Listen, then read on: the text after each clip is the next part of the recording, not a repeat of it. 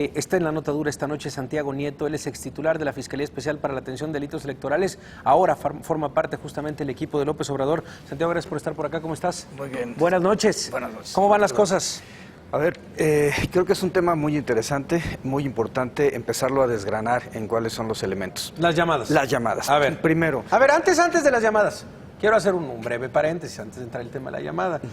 ¿Cómo te han recibido? ¿Cómo fue la invitación a formar parte del equipo de Andrés Manuel López Obrador? Digo, platícanos un poquito de eso antes. Bueno, yo había tenido ya contacto y trabajo previo con varios de los integrantes del equipo del Liceo López Obrador, con Olga Sánchez Cordero cuando fue ministra de la Suprema Corte, de hecho alguna vez me impulsó para ser magistrado electoral regional. Había trabajado con Jaime Cárdenas cuando fue consejero electoral del entonces CIFE, fui asesor suyo y además fue mi director de tesis, y conocí a varios de las personas que estaban relacionadas, pero al fin Horacio Duarte, que era el representante de Morena ante el Instituto Nacional Electoral cuando yo estaba en FEPADE, era el encargado de llevar los asuntos ante la Fiscalía y siempre tuvimos una muy buena relación y coordinación en los temas que tenían que ver con el combate a la posible comisión de delitos electorales.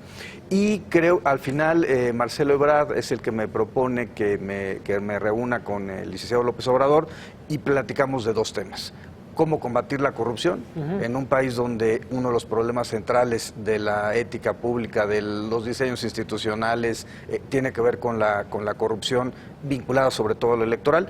Y el otro tema era un asunto que a él le interesa mucho y a mí me parece un tema central, es cómo mejoramos la calidad de la democracia en un país con 60 millones de pobres donde la compra de voto, el condicionamiento de programas sociales puede ser definitorio en algún tipo de elección. Entonces, ¿tu cargo hoy cuál es, Santiago, dentro del equipo? No, formo parte del Consejo Electoral Asesor de Morena. Yo no pertenezco a Morena, no milito en el partido político, junto con Jaime Cárdenas, Horacio Duarte, Gabriela Cuevas, Germán Martínez, Cáceres, entre otras personas, Luis Humberto Fernández. Que no forman parte de Morena, pero que están en el Consejo entonces. Sí, la idea es una asesoría para todos los temas electorales, incluyendo el asunto que hoy nos ocupa, que son las llamadas telefónicas, que me parece francamente algo contrario a los valores propios de un sistema democrático. A ver, te hago una pregunta que seguramente muchos la han pensado.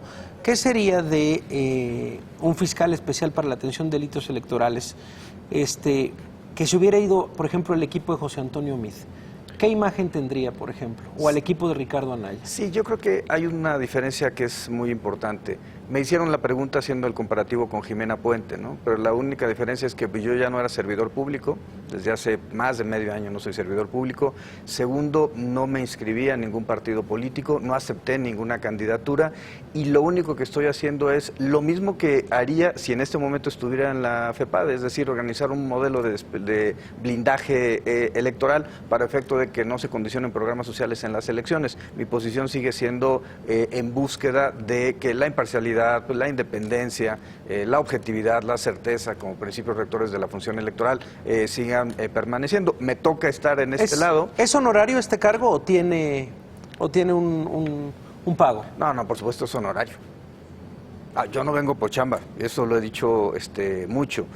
Yo lo que quiero es varias cosas. Creo que podemos mejorar la calidad del sistema democrático. Yo creo que es importante que exista alternancia como un prerequisito para hablar del modelo, de que nuestro modelo democrático se encuentra fortalecido. Y sí soy un convencido de que es necesario generar los mejores diseños institucionales posibles para combatir la corrupción. Y en este momento veo que la única opción real para poder combatir la corrupción en México se llama Andrés Manuel López Obrador. Okay. A ver, el tema de la llamada, el tema de las llamadas, ¿de dónde podemos entrarle a este tema? Que bueno, pues hoy llega ya la FEPADE, varias voces a través de redes sociales, por lo menos ha habido hasta un movimiento por ahí de todos los que han recibido esta llamada.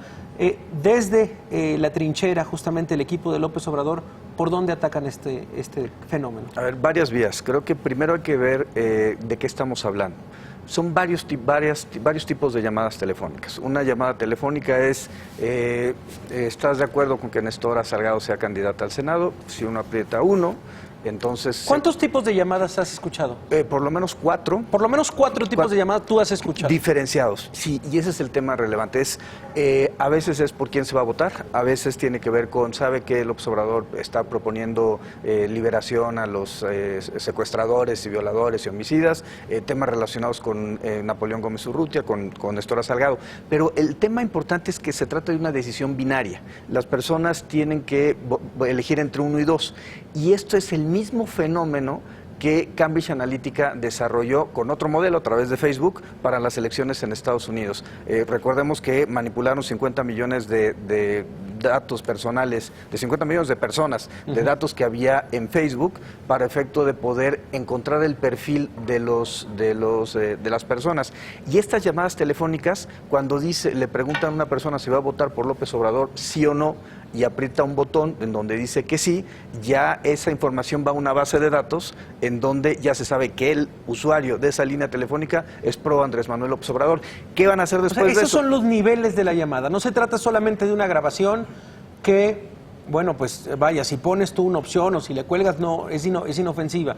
Si tú llegas a darle, si llegas a votar dentro de esta grabación, es una base de datos que está haciendo. Es una metadata, se generan bases de datos y entonces ya se tiene el perfil, por lo menos en 2 opciones, si es anti López Obrador o pro López Obrador. Y entonces seguramente vendrá una siguiente camada de llamadas en donde lo que van a hacer es mandar información o propaganda específica. Si alguien es pro López Obrador, para tratar de que no se vote por él. Si alguien es anti López Obrador, para efecto de incentivar que esa posición de anti López Obrador se mantenga.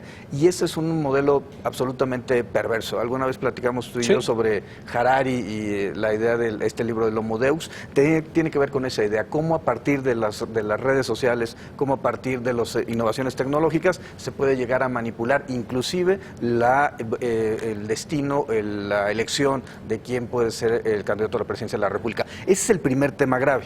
El segundo tema grave es la protección de datos personales. ¿Quién tiene las bases de datos de los teléfonos celulares o teléfonos fijos de las personas que se encuentran en el territorio nacional? Solamente en redes. ¿Desde el equipo de Andrés Manuel López Obrador han detectado estas llamadas a nivel nacional? Sí. Hay llamadas que llegan a Sonora, hay llamadas que han llegado en el Estado de México, en Morelos, en Querétaro, en la Ciudad de México. Es un modelo de naturaleza nacional. De hecho, a partir del Diálogos por la Democracia, hemos generado, y mis cuentas de Twitter, hemos generado un mecanismo para hacer la captación del mayor número de casos. Solamente entre ayer y hoy ya llevamos 800 casos reportados 800, okay, de llamadas telefónicas en donde se hace esta guerra sucia en contra de Andrés Manuel López Obrador. Y yo creo que es un tema que nos debe preocupar a todos. Si hay un gobierno o un partido que su última opción desesperada es generar este tipo de actos de temor o intimidación a los electores y de violación a la vida privada, ¿por qué deben de tener tu celular o el mío o el de cualquier persona que nos esté escuchando cuando eso se trata de datos personales que la propia Constitución protege y que establece una institución, el INAI, encargada de proteger el acceso y la ratificación? Detectados entonces los peligros, detectados los niveles, ¿qué procede dentro del equipo? Varios elementos. Primero,